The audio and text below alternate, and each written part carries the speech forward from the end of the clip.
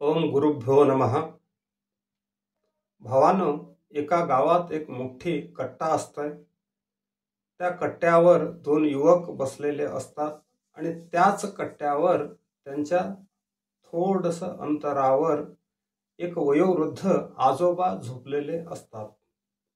ते दोन्ही युवक परस्पर चर्चा करत असतात।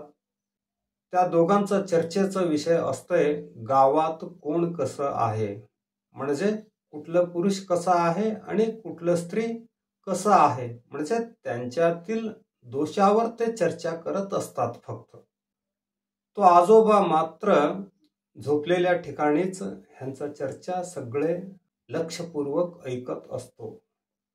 2-3 तास ह्यांची चर्चा चालतय।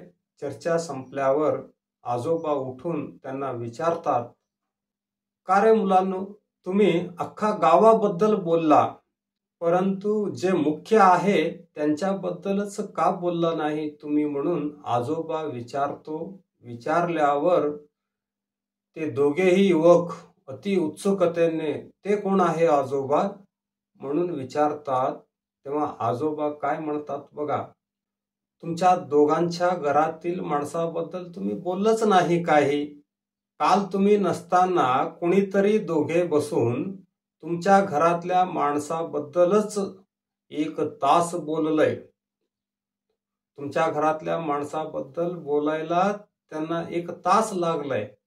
तुम्ही त्याचं नावही काढत नाही। तुम्हाला माहिती नाही का? माहिती असून सुद्धा तुम्ही गप्प आहात, म्हणून आजोबा विचारल्यावर त्यांना तोंडावर मारल्यासारखं होतंय।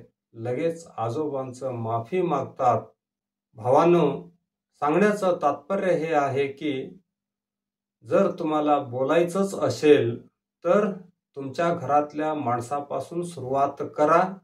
त्यांच्याबद्दल माहिती नसले तरी तुम्ही गावकऱ्याकडून माहिती करून घ्या। तुम्हाला गावातल्या माणसाबद्दल जसं माहिती असते ना, तुमच्या घरातल्या माणसांची माहिती सुद्धा अख्खा गावाला असतंय। त्यांच्याकडून प्राप्त करून घ्या माहिती। बोलायचं असेल तर तुमच्या घरातल्या माणसापासून सुरुवात करा, नाहीतर पूर्णतः ते बंद करा। हेच माझं सांगणं आहे। धन्यवाद।